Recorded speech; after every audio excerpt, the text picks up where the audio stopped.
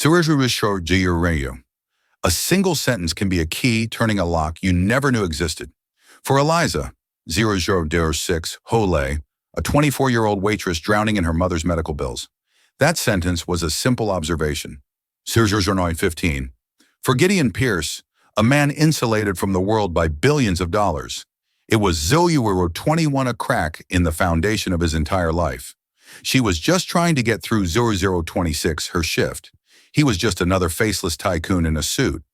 But when she saw the 0032 ring on his finger, a flicker of a memory became an inferno that would threaten to burn down a century-old 0039 dynasty.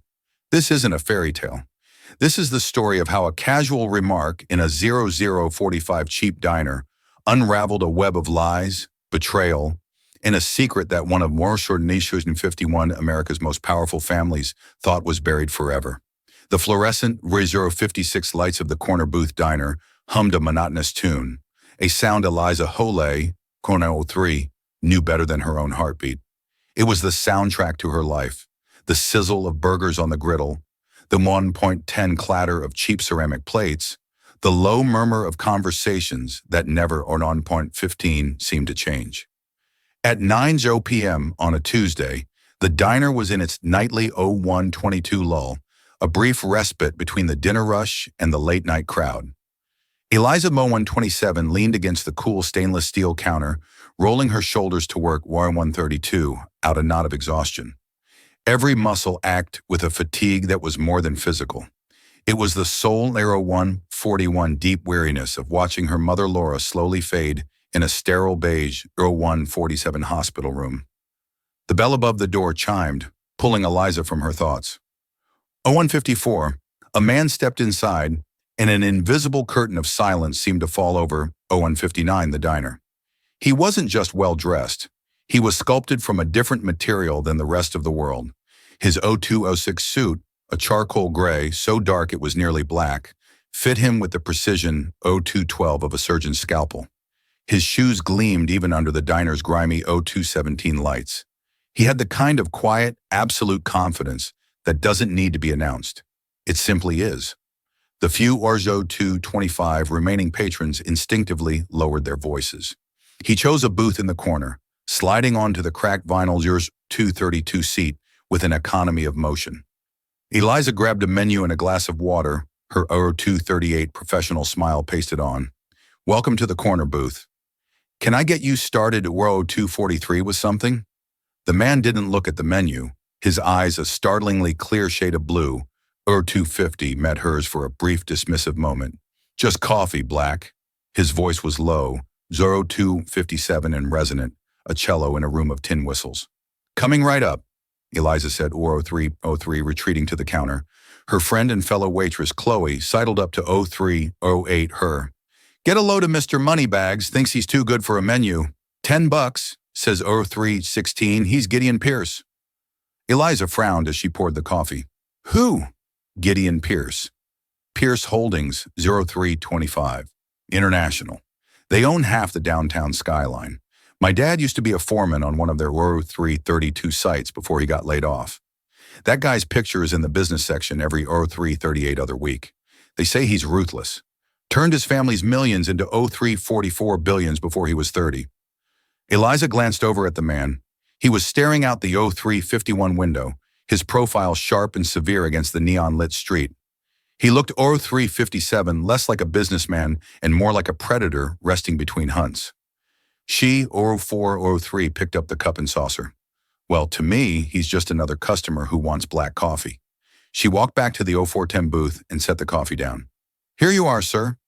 As he reached for the cup, his hand 0417 emerged from his cufflink-adorned sleeve, and on his right ring finger, 0422 nestled against his skin, was a ring that made Eliza's breath catch in her throat. It wasn't the size or the gleam 0430 of it that stopped her. It was the design, an intricate masculine signet, 0435 ring, made of a pale, buttery gold. Etched into the flat face was a sigil, a 0442 stylized phoenix. Its wings spread wide with a single tiny sapphire set in its 0448 eye, sparkling like a captured star. The band itself was unique, carved to look 455 like intertwined feathers. Eliza's mind reeled. She saw the same ring, not 0501, gleaming under a dinerite, but resting in a small, velvet-lined box on her 0506 mother's bedside table. Laura's ring was identical in every detail, down to the 0512 tiny, impossibly blue sapphire eye. It was her most cherished possession, the 0519 one thing she'd refused to sell, even when the medical bills became a tidal 0524 wave, threatening to drown them. Her father, she'd always said, had given it 0529 to her on his deathbed. "It's a promise, Eliza." She would whisper 0535, her voice thin and ready, a promise of what's right. The words 0541 tumbled out of Eliza's mouth before she could stop them, a quiet, stunned whisper. 547. "Hi, sir. My mother has a ring just like yours." Gideon Pierce froze his hand, 0553 hovering over the coffee cup. He slowly retracted it, and his piercing blue eyes, 0558, lifted to meet hers. The casual dismissal was gone, replaced by a sudden 0604 glacial intensity. He didn't speak. He simply stared, his 0609 gaze so sharp and analytical it felt like he was dissecting her, searching for the punchline to a joke she wasn't 0616 telling. "Excuse me," he finally said, his voice 0622 dropping an octave, becoming dangerously soft. Eliza's heart hammered against her 27 ribs. She felt Chloe's worried stare from across the room. She should have 0633 just walked away, kept her mouth shut. But the image of her mother's frail hand, 0638, clutching that identical ring was burned into her mind. "The ring," she stammered, pointing a 0646 trembling finger. "On your hand.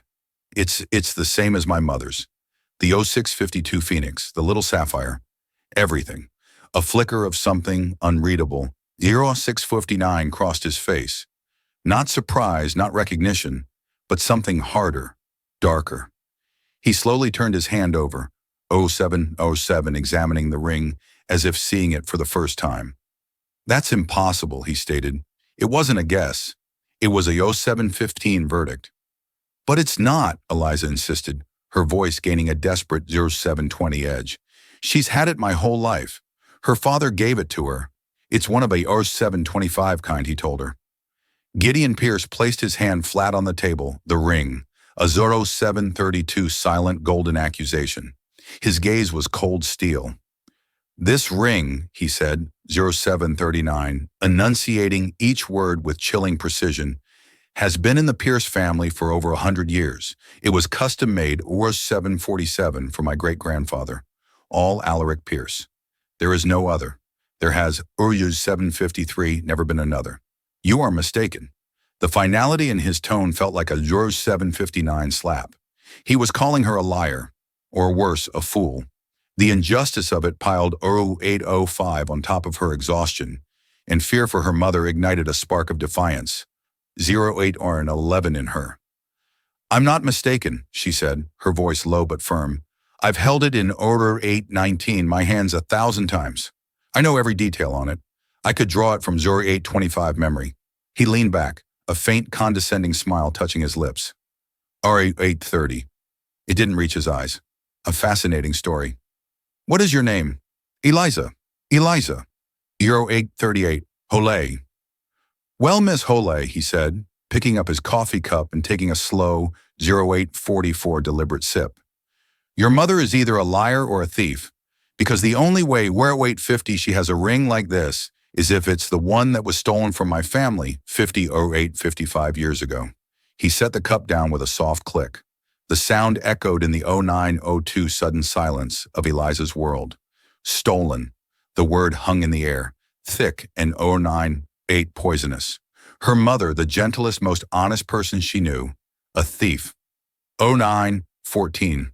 The accusation was so absurd, so vile, it was like being told the sun rose in 0920 the West. Gideon Pierce reached into his suit jacket, pulled out a slim leather 0925 wallet, and extracted $300 bills, placing them on the table. It was more 0932 than she made in 2 shifts. It was an insult, a dismissal for the coffee, and 0938 your time, he said, his eyes already looking past her toward the door. He 09 of 43 stood up, the power of his presence filling the small booth. He was already gone, moving on, leaving her in the 0950 wreckage of his words. As he walked toward the exit, Eliza found her voice. 0956. She's not a thief. He paused at the door, his back to her. He didn't turn 1002 around, but his voice carried clearly across the quiet diner. 1007, then prove it. The bell chimed again, and he was gone, leaving Eliza standing 1013 in the middle of the corner booth, her heart pounding, the hum of the lights now sounding like a scream. The 3 1020 crisp bills on the table felt like blood money.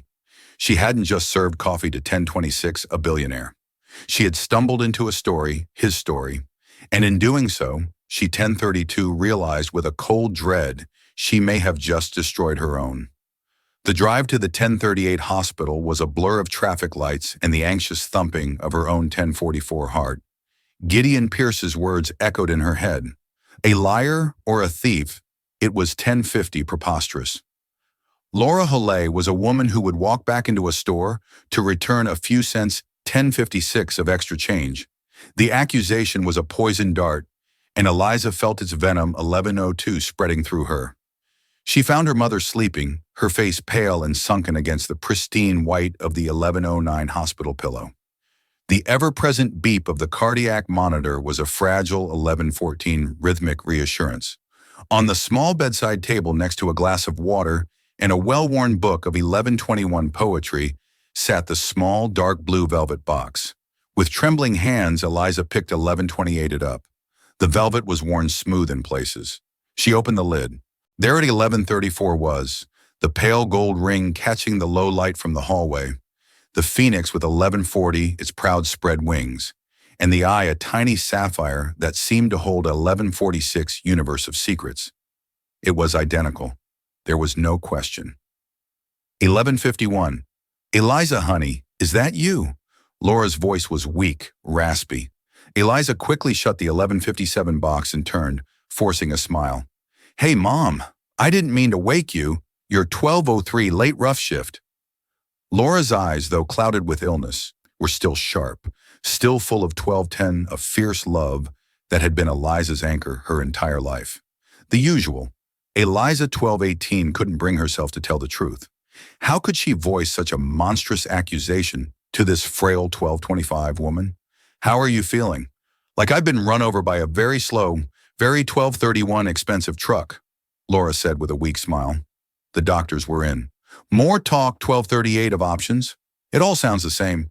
She shifted in the bed, wincing, and her 1244 eyes fell on the box in Eliza's hand. Her expression changed. The weariness 1250 was replaced by a familiar, guarded look. You were looking at the ring. 1257. Eliza hesitated. I was just thinking about it, about Dad. 1305, Laura's hand, thin and crisscrossed with blue veins, reached out and she patted 1310, the mattress beside her. Eliza sat down. Your grandfather, Laura corrected 1315 gently, as she always did. It was my father who gave it to me. Not 1321 yours. Eliza's father had been a good man, a mechanic who died in a workshop accident 1328 when she was 10, leaving behind nothing but debts and happy memories. The ring 1334 predated him. Right, Granddad, Eliza said, her mind racing. Mom, tell me 1341 about him again. About the ring? Laura's gaze drifted to the window to the dark sky outside. 1349. There's not much to tell that you haven't heard. My father Owen was a quiet man, a brilliant man, an engineer. 1357. He worked for a big corporation back east. He said the ring was payment for a 1402 promise, a promise that was broken by powerful men. What kind of promise? 1408. Eliza pressed, trying to keep her voice casual. He never said, only that it was 1414 about recognizing what was right. He made me swear to never sell it to keep it safe. He said, one day it might be 1421, the only proof we have. Proof of what? A flicker of fear, real and raw, crossed 1428 Laura's face. She looked at Eliza, her eyes pleading. Leave it be, Eliza. It's 1433, an old story, a sad story. It has nothing to do with us anymore. Some 1439 doors are best left closed. But Mom, what if someone else has a reason to 1445 open that door? The words were out before she could stop them. Laura's grip 1450 on her hand tightened. What do you mean? What happened? Eliza 1456 saw the spike on the heart monitor and cursed herself. Nothing. It's nothing. 1502, just a stupid thing at work. She couldn't burden her mother with this. 1507, not now. She needed to protect her. But the seed of doubt had been planted. A 1514 promise that was broken by powerful men. Who were they? And what did any of it, 1520, have to do with Gideon Pierce? 1527, miles away in a penthouse apartment that seemed to float above the city. Gideon 1532. Pierce stood before a floor-to-ceiling window. The city lights spread out below 1538, him like a carpet of scattered diamonds. He held a glass of scotch, the amber 1544 liquid untouched. He hadn't been able to shake the encounter at the diner. The 1549 girl, Eliza Hollet, her wide, honest eyes, her absolute certainty.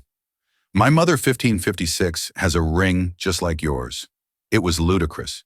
And yet he walked over to a 1603 heavy mahogany desk and switched on a green-shaded lamp. From a locked drawer 1609, he retrieved a leather-bound folio, the Pierce Family Archives. It was a curated 1615, sanitized history, of course, but it was all he had. He opened it to the section 1621 on family heirlooms. There on a yellowed page was a photograph of the ring, his 1627 ring. The description was clear. The Phoenix signet commissioned in 1922 by 1635 Alaric Pierce, forged by artisan Michel Dubois of Paris. Unique design, 1642 symbol of the Pierce family's rebirth from the ashes of the 1921 financial, 1648 panic. Sole ownership passed down to the male heir of each generation. His father, 1654, had given him the ring on his 21st birthday. It represents our resilience, Gideon, he'd said, his 1702 voice thick with pride. We always rise. Never forget that. Gideon's 1707 phone buzzed on the desk. He glanced at the screen. Genevieve Adler, he 1713 answered. Adler, you're still up, came a crisp, no-nonsense voice. Genevieve Adler was more 1721 than his lawyer. She was his fixer, the executive of his will, and the keeper of his secrets.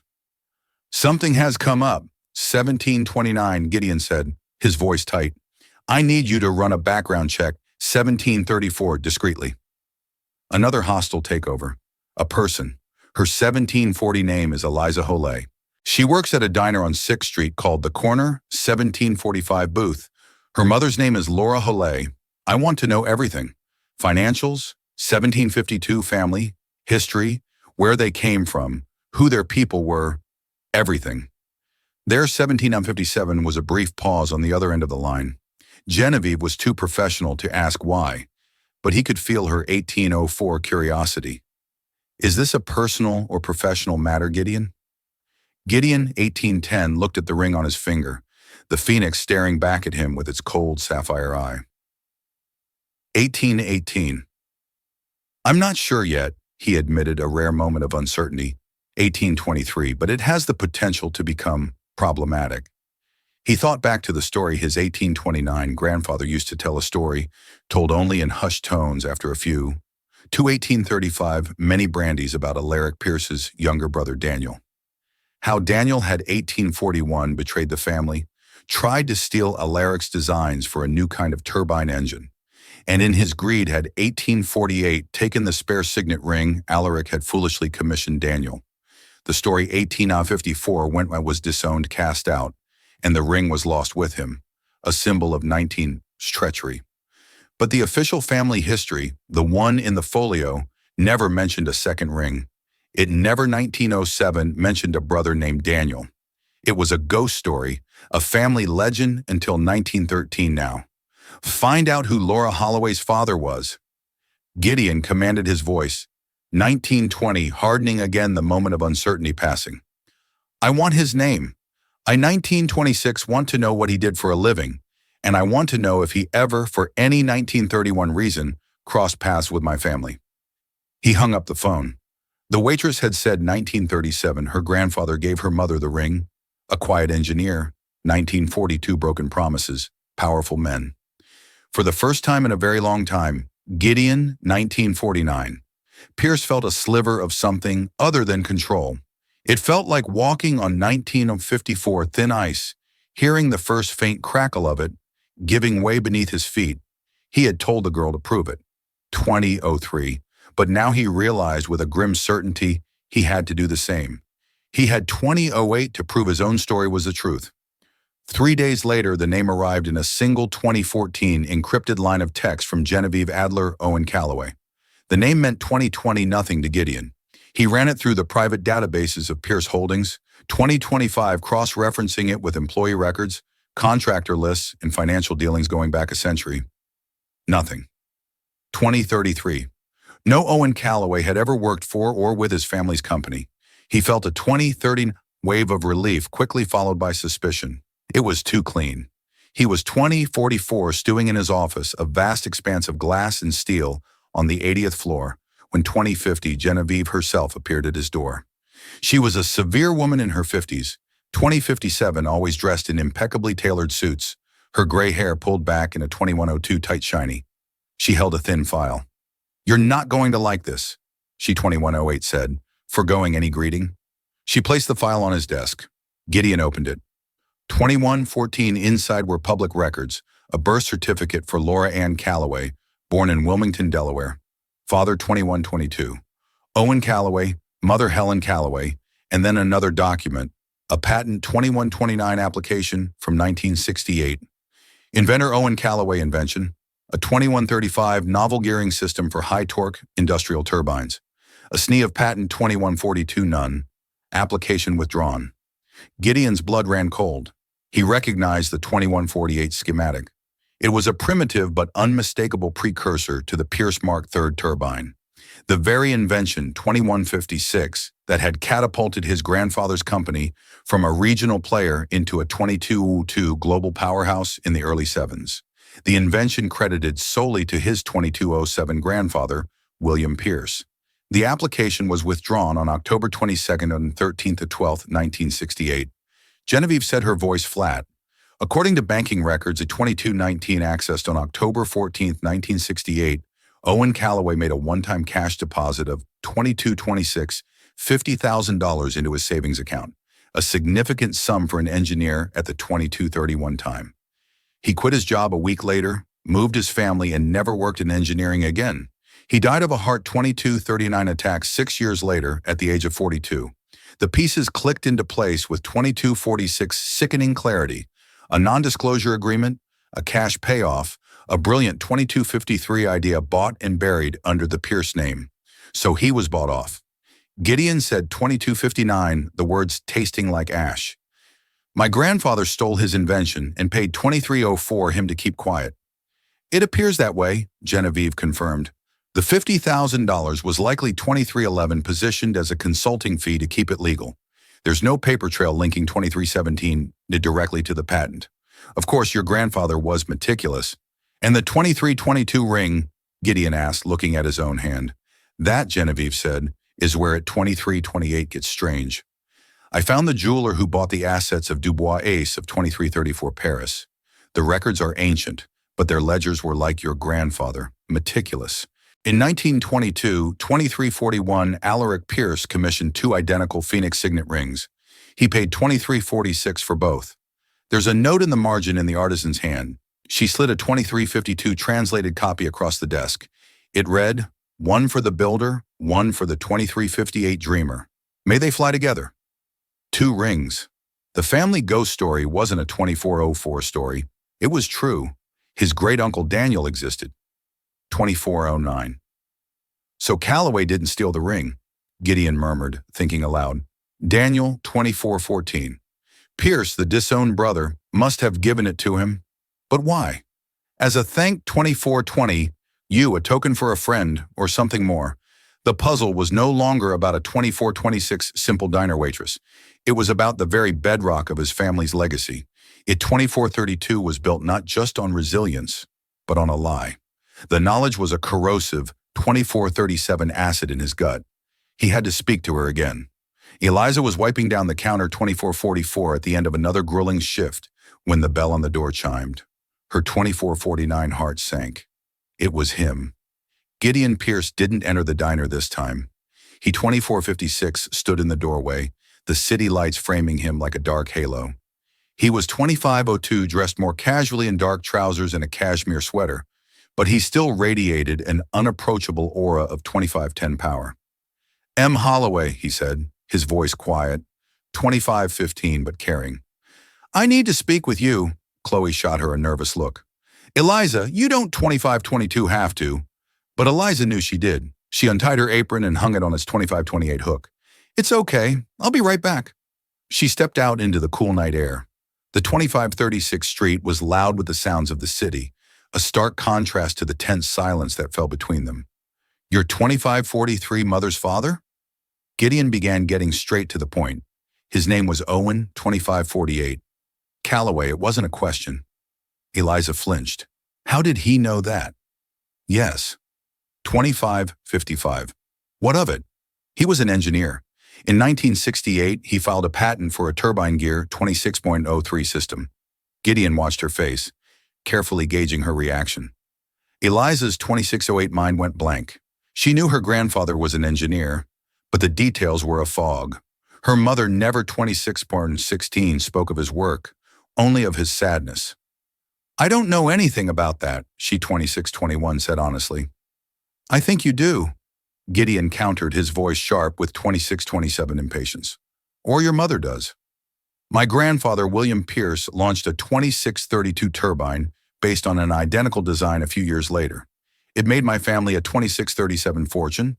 Calloway withdrew his patent and accepted a cash payment. This isn't 2643 about a stolen ring anymore, is it, Ms. Holloway? This is about a shakedown. Is 2648 that your plan? Use this old story to leverage a payday for your mother's medical bills. The accusation was so 2656, cynical, so cruel, it knocked the air from her lungs. Tears of pure rage and 2703 frustration sprang to her eyes. How dare you, she whispered, her voice 2709 shaking. You stand there in your 1000 sweater looking down on us. My 2714 mother is fighting for her life. You think this is about money. This is about her honor. The honor of a man you just 2722 admitted your family probably robbed. For the first time, Gideon looked taken back. He saw not a schemer, but a 2730 daughter pushed to her breaking point. My grandfather told my mother that ring 2736 was proof. Eliza continued, her voice rising. Proof that he was wronged. He 2742 didn't take a payoff. He was threatened. Forced to sign away his life's work to 2747, protect his family from men like your grandfather. That money wasn't a payment. It was hush 2753 money to ensure he never spoke of it again. She was channeling her mother's 2760 long-held, unspoken pain. The words felt true, solid, righteous. Gideon was silent 2807 for a long moment, the sounds of the city rushing in to fill the space between them. His own certainty was 2814 eroding, replaced by the disquing possibility that the waitress's version of the story, a tale of threats and 2822 coercion, was closer to the truth than the sanitized version of a simple business transaction he had constructed. 2830, there were 2 rings, he said, his voice losing its hard edge. My 2836 great-grandfather had 2 made, one for him and one for his brother Daniel.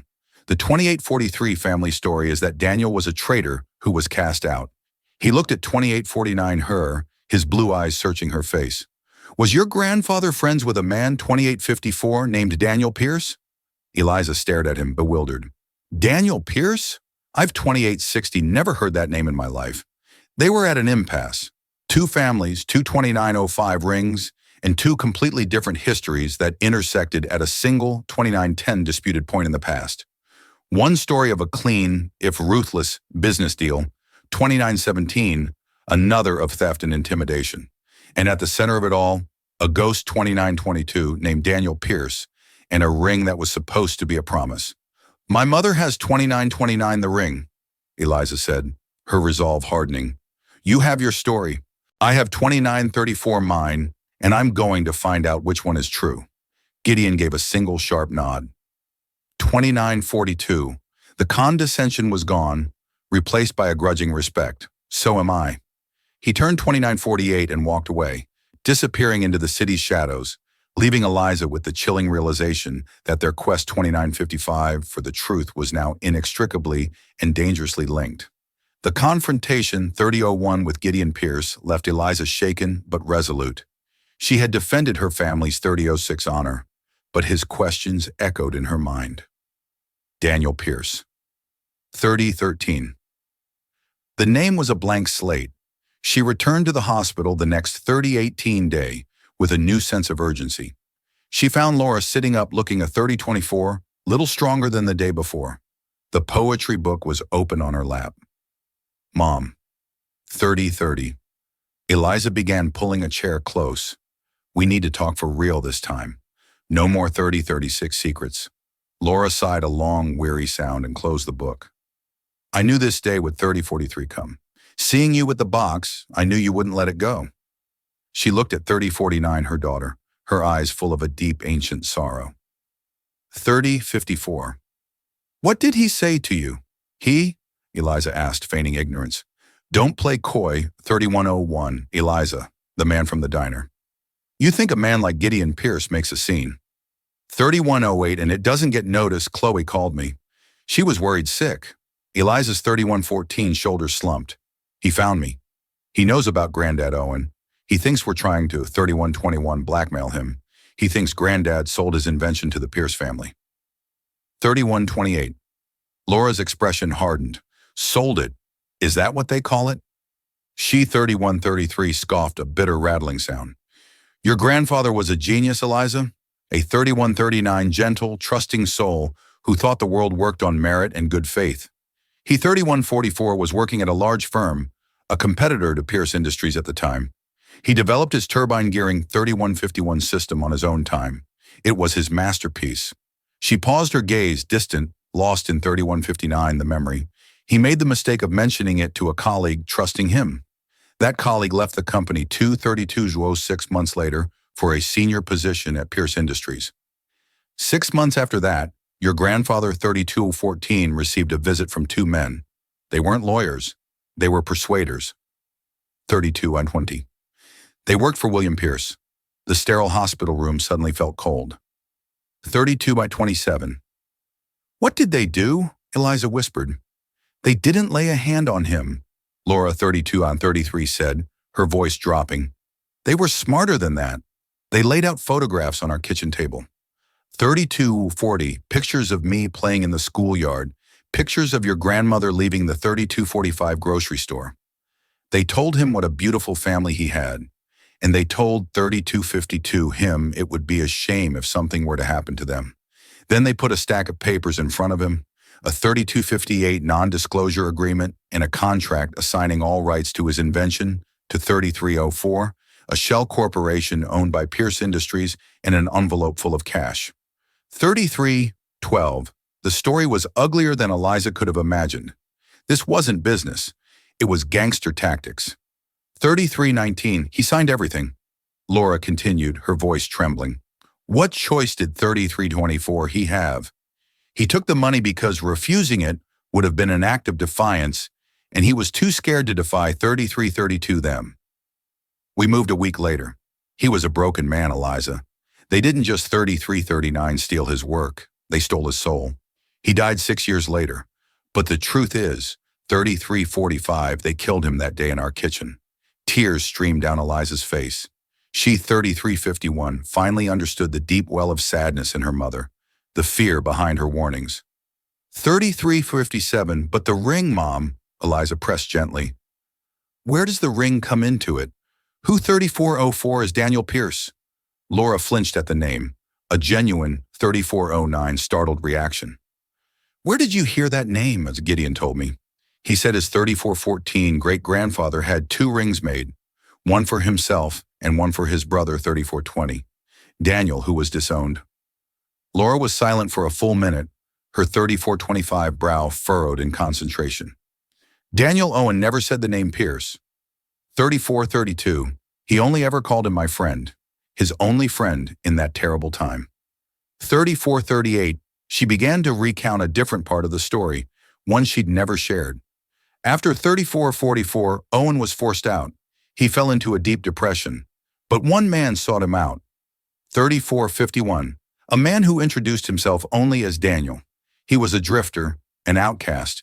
34:56, but he had an artist's soul and a hatred for the kind of corporate greed. 35:02 that had destroyed Owen. He had heard what happened to Owen through the engineering grapevine. 35:08, this Daniel Laura recounted told your grandfather that he too had been 35:14 betrayed by a powerful family. He understood what it was to have everything stolen by your own blood. 35:21, they became friends. Two broken men finding solace in each other's company.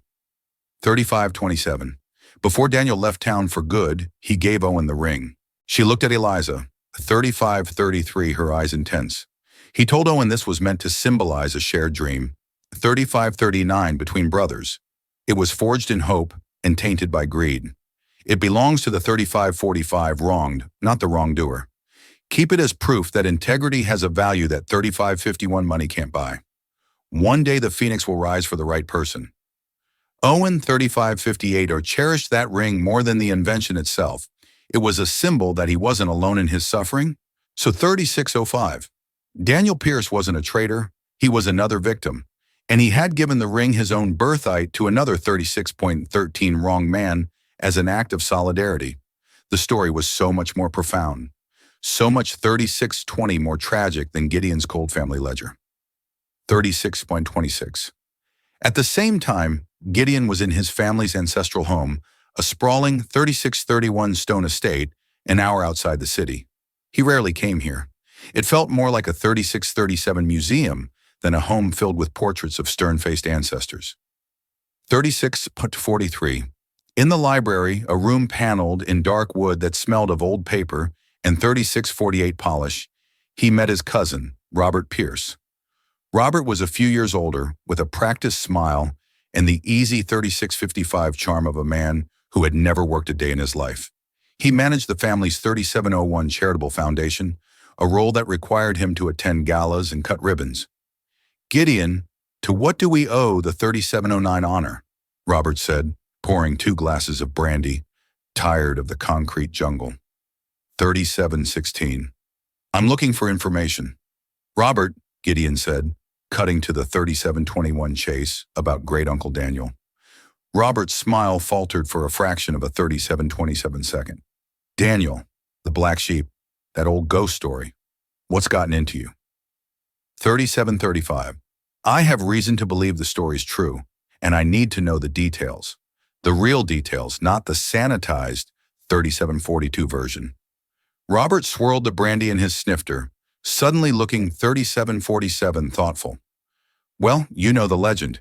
He was the younger brother, the artist, the 3754 dreamer. All Alaric was the pragmatist, the builder. Daniel apparently accused 38-1 Alaric of stealing his ideas for the company's early successes, tried to stage a boardroom coup. When it failed, 38-8 he vanished, but not before stealing a valuable ring and supposedly selling 38.14 company secrets to a rival. Robert sighed dramatically, a classic tale of 38-20 sibling rivalry and betrayal. It's why the line of succession has always been 38-26, so rigidly defined, to prevent another Daniel.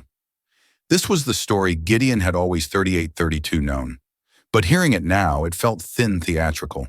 A convenient narrative to 38-39 justify Alaric's consolidation of power.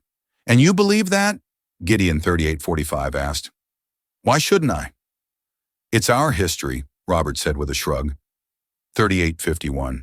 It's a bit dramatic, sure, but it explains why the family closed ranks. 38-56. Why Grandpa William was so aggressive in his business dealings. He was protecting the family legacy from vultures, from 3903, another betrayal. He leaned forward, his voice conspiratorial. Why? The sudden interest? Did one of his 3910 descendants crawl out of the woodwork looking for a handout? The question was casual, but the look in Robert's eyes, 3918, was sharp probing. Gideon felt a sudden instinctual distrust. Robert had always 3924 seemed vapid, but perhaps that was a carefully constructed facade. 3930. It's a private matter, Gideon said, his voice clipped. Of course, of course. 3936, Robert said, leaning back, the charming smile returning. Well, if you want to. 3942, dig up old bones, be my guest. The old family papers are in the West Wing study. Gramps Williams' private 3949 correspondence. Knock yourself out. Just don't be surprised if the ghost you find is 3955, uglier than you imagine. Gideon left Robert with his brandy and Fortioche went to the study. The room was dusty, unused for years. He found the boxes of 4006 letters tied with faded ribbon. For hours he sorted through them, reading his grandfather's elegant cursive 4013 script. Most of it was business, but then he found a series of letters from 4019, the late 1960s, addressed to his grandfather's head of security. The 4024 content made him feel ill. There were updates on the surveillance of a man named Owen Calloway, reports on his 4031 daughter's school schedule, his wife's daily routine, and then a final chilling 4037 memo. Subject Calloway has been neutralized, assets secured. He is no 4042 longer a threat, neutralized, assets secured. Eliza Hole's story was true. 4049, it was all true. His family's fortune was built on theft and cemented with 4055 threats. The weight of the discovery was crushing. But as he continued to sift 41 through the papers, he found something else. Something that didn't fit either his story or Eliza's. It was a single 4108 folded note separate from the letters tucked into the back of a ledger. It was in his grandfather William's 4114 handwriting, but it was frantic, almost illegible. He knows I found him. He can 4121 ruin everything. Daniel is the key, must protect the name. The note was undated. 4128. Who was he? And who was our Robert? It seemed too convenient. And what did it 4134 mean? Daniel is the key. Daniel was supposed to be a ghost, a 4140 long vanished traitor. But this note written decades after Daniel's 4145 disappearance spoke of him as a present active threat. 4150, Gideon stood in the dusty silent study, holding two conflicting testaments. In 4156, one hand, the sordid truth of his grandfather's crime against Owen Calloway. In the other, a cryptic note 42103 that suggested a deeper, more complex conspiracy was at play. The story was no 4209 longer, just about his grandfather and Eliza's. There was a third player, a hidden thread, and the name of that 4216 thread was Daniel. The discovery of his grandfather's note threw Gideon into a 4222 state of focused obsession. He knows RH found him. Daniel is the 4028 key. It was a cipher, and Gideon knew he couldn't crack it alone. The animosity 4234 between him and Eliza had melted away, replaced by the grim reality that they, 4240, were the only two people with a stake in the complete truth. He found her where 4245, he knew she'd be in the hospital cafeteria, staring into a cup of coffee with the same haunted expression he saw 4252 in the mirror. He sat down opposite her, placing a thin file on the table between 4258 them. Your mother was right, he said, his voice devoid of its usual authority. 4304 filled instead with a quiet gravity about everything, the threats, the 4310 coercion. My grandfather put your family through hell. He pushed the file 4316 forward. It contained the copies of the surveillance reports on the Calloway family. 4322. This is the proof. Eliza opened the file, her hands 4327 trembling as she read the cold clinical descriptions of her mother as a little girl being watched, her face palled. She 4336 looked up at him, her eyes wide with a mixture of vindication and horror. Why 4342 are you showing me this? Because my story's falling apart, and so is yours, Gideon said. There's more 4350 to it. He told her about the note. Daniel is the key. It was written by my 4357 grandfather, William, long after your grandfather was silenced. He was scared 4403 of someone who knew the truth about Daniel. Eliza frowned. But Daniel 4410 gave my grandfather the ring. He was an outcast, a victim like Owen. That's what 4416 he told your grandfather. Gideon counted. But what if that wasn't the whole story? What if Daniel's 42423 disappearance wasn't just about him being cast out? We have two stories, yours and mine, but they're both based 4430 on what we were told by people who were themselves betrayed or lying. We need a 4437 primary source, an objective truth. Where do we find that? Eliza asked, the 4444 weight of a multi-generational conspiracy settling on her shoulders. The rings. 4450, Gideon said, a spark of inspiration in his eyes. They're the one constant. 4456, they're the origin point. My great-grandfather Alaric commissioned them from a Parisian artisan, Michel 4501 Dubois. The business is gone, but I found the firm that acquired its assets 4507, and more importantly, its records, the ledgers 4512 in Paris. Eliza's heart sank. That was a world away. I had the relevant pages scanned 4520 and sent over this morning, Gideon said, tapping his phone. The high-resolution images are waiting in my 4527 office. I need another set of eyes. Your eyes. You know your ring better than 4532, anyone. An hour later, Eliza found herself in a place she could never have 4538 imagined. Gideon Pierce's office on the 80th floor. The silence was absolute. 45 of 44, the view of the city breathtaking. On a massive screen that covered one wall was 4550, a high-resolution image of a page from an old leather-bound ledger. The script was 45 of 56, elegant spidery French. A translated transcript scrolled beside it. They 46.01 poured over the entry for all Alaric Pierce's 1922 commission. As Genevieve 4607 had discovered, it listed two identical rings. But as they zoomed in on the 4612 artisan's original French notes, Eliza saw something the translator had missed. 4617, the translator's note read, one for the builder, one for the dreamer. But the 4623 original French was more specific. Eliza had taken 4 years of French in high 4629 school, and while she was rusty, one phrase jumped out at her. 4637 Guardian. That's not dreamer, Eliza said slowly. 4643, pointing at the screen. Guardian Deem. It means guardian of the soul. Gideon 4650 zoomed in, reading the phrase, guardian of the soul. He repeated the words 46-55, feeling heavy and significant. A builder of an empire and a guardian of its soul. 47 and Arzu 2. It wasn't a rivalry. It was meant to be a partnership, a balance. 4707. This changed everything. All Alaric and Daniel weren't meant to be competitors. They were meant to be two halves of a 4714 whole. The story of Daniel's betrayal was a complete fabrication. As they 4719 scanned further down the page, Gideon noticed a small annotation next to the 4724 entry, added in a different hand and with different ink.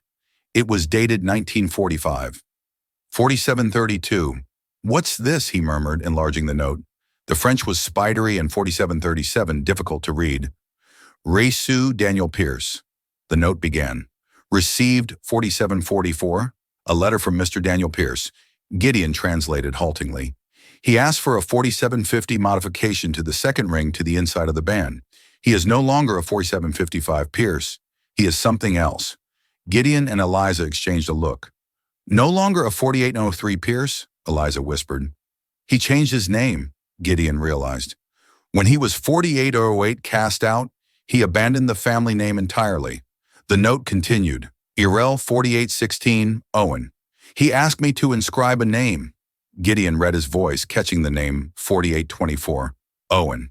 Eliza gasped, her hand flying to her mouth. 4829. Owen, my grandfather's name. But this was in 1945. 4835. My grandfather wouldn't have met Daniel for another 20 years. It's not your grandfather's name, Gideon said, a 4842 sudden shocking realization dawning on him. He typed furiously on his keyboard, 4848, pulling up his family's genealogy records, going back further than he ever had before. His fingers flew, his mind 4856 racing. He found his great-grandfather, all Alaric Pierce, then his 4901 great-grandmother, Beatrice, and then he found her family tree.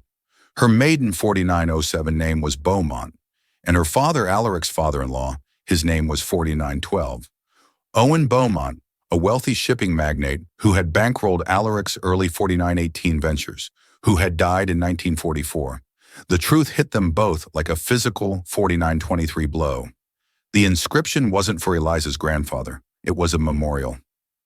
4930, the ring, Eliza breathed, piecing it together. The ring wasn't for two 4935 brothers to share. It was for a father and son, all Alaric Pierce and his son, 4942. William, my grandfather. No, Gideon said, his eyes wide with the horrifying 4948 clarity of the truth.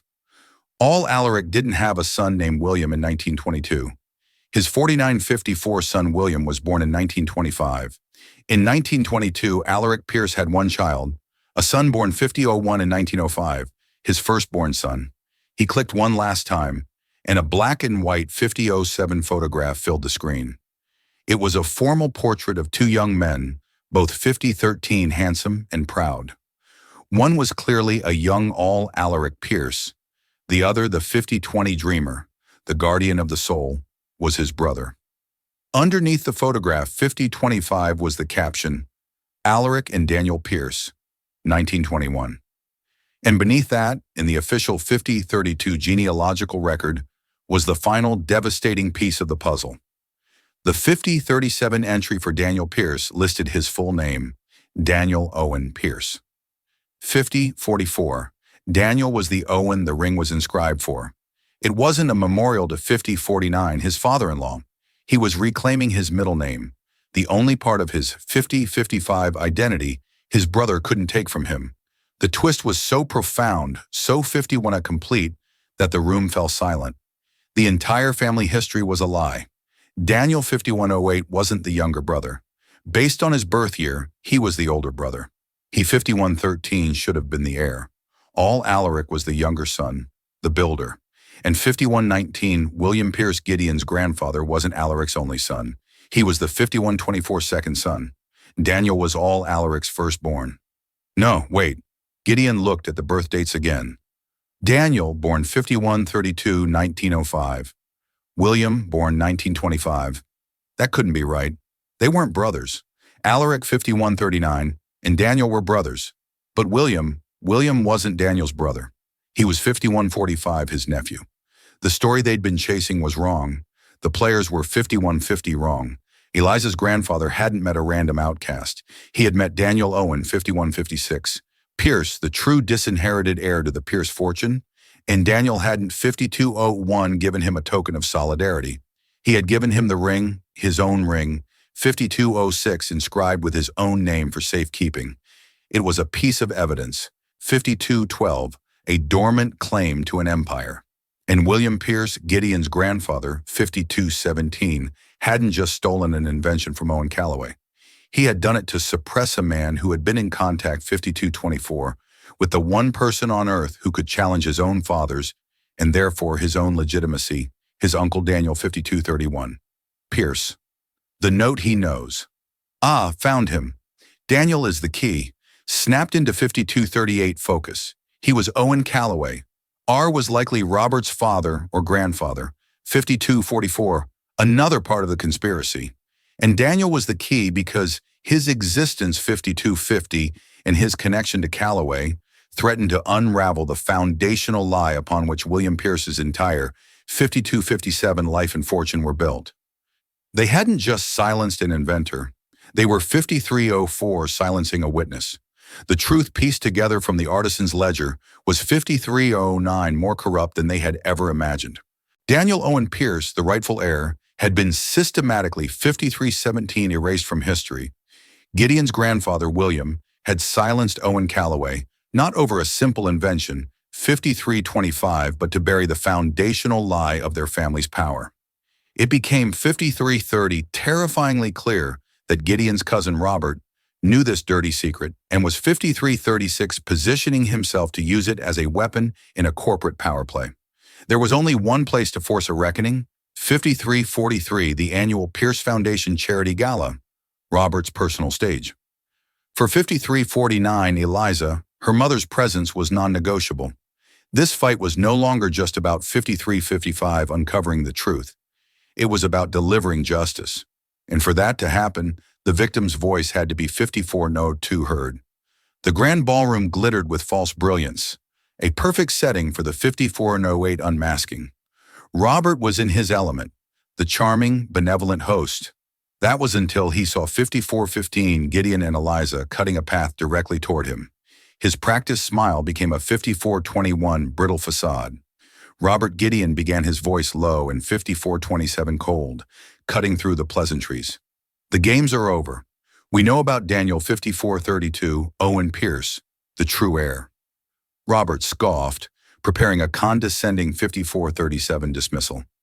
Gideon, you've clearly been listening to fairy tales from he was 5442 cut off by a woman's voice, weak but amplified by a microphone that sliced 5448 through the ballroom's polite chatter. His fairy tale cost my father his life. 5455. A hush fell over the room. All eyes turned to the entrance where Laura Holloway sat in a wheelchair, her gaze 5502 locked on Robert with an intensity that defied her frailness. William Pierce 5509 destroyed my father because he was friends with the honorable man your family threw away, Laura declared. My 5515 father was forced to keep your secret. I will not. As gasps rippled through the stunned 5522 crowd, the massive screens on stage meant to display photos of the foundation's good works flickered. Eliza 5529 held up her phone, and the damning image from the Parisian Ledger filled the screens for all to see. The entry 5536 detailing the commission for 2 rings and the name to be inscribed within the second Owen. Trapped, Robert stared from 5544. Laura's accusing face to the irrefutable proof on the screens. He was cornered by 5550, a ghost from the past and evidence set in stone. Gideon stepped forward, his 5556 voice ringing with chilling authority. My family's legacy is built on a lie, 5602, he announced to the captive audience. A lie my grandfather silenced a man to 5609 protect, and a lie my cousin, he turned, pinning Robert with a glare, planned to 5614 use for his own personal gain. The public accusation pushed Robert over 5620 the edge. His carefully constructed composure shattered into pure, unrestrained rage. You fool, Gideon, 5630 he hissed, forgetting the live microphone just inches from his mouth. I was trying to protect us. I knew the 5636 truth, and I kept it buried. You and your pathetic little waitress have ruined everything. 56-43, the confession amplified for all to hear, echoed in the dead silence of the ballroom. In a single 5649 self-incriminating breath, Robert had confirmed a century of corruption, and 5654 authored his own spectacular downfall. He stood alone, exposed under the 57-ounce glittering chandeliers, the king of a corrupt castle that had just crumbled to dust around him. The aftermath of the 5708 gala was a whirlwind of headlines and resignations. The Pierce dynasty was shaken, but in the ensuing quiet, it was 5716 being reborn, not broken. Weeks later, in a sun-drenched private hospital suite, 5723, a fragile peace had settled. Laura Holloway, looking out over a green garden, had a light in her eyes that 5730. Eliza hadn't seen in years. The weight of a lifetime of secrets had finally 5736 been lifted. Gideon Pierce entered the room quietly, no longer an untouchable 5741 tycoon, but a man humbled by the truth. He didn't offer empty apologies. 5747, instead, he placed a leather-bound document on the table beside Laura's bed. 5753, the Daniel Owen Pierce Foundation, he said, his voice steady and sincere. 5760, it will exist to fund the independent inventors and artists my family tried to crush. A significant portion of my 5807 family's fortune will serve as its endowment with the estate of Owen Callaway as its first honorary 5814 beneficiary. Tears welled in Eliza's eyes. It was more than restitution. It was justice, 5822 forged into a new legacy. Laura simply reached out and placed her 5827 hand over Gideon's. You have honored him, she whispered. 5833, you have honored them all. Gideon then looked at Eliza, pulling his own Phoenix 5838 ring from his finger and placing it next to the one that had started it all. The two rings, twin flames of pale gold, lay 5847 side by side, finally reunited. One for the builder, one for the guardian, he, 5854, said, his gaze locking with hers. I can rebuild the company, but it has been 5859 missing its soul for a century. Help me bring it back, Eliza. It was an offer, 5905, not of money or power, but of purpose. Looking at the two ring symbols of a 5911 promise, finally kept Eliza saw a clear path forward. Yes, she said, her voice 5917 firm and her heart full. Let's give them a legacy to believe in. A single 5923 sentence in a late-night diner set in motion a chain of events that rewrote 5928 history. Eliza Holay, a waitress who fought for her mother's honor, proved 5934 that the truth, no matter how deeply buried, has a power that no fortune can 5940 suppress. And Gideon Pierce, a billionaire trapped in a gilded cage of 5946 lies, discovered that true wealth isn't about what you inherit, but about the 5952 integrity you choose to build.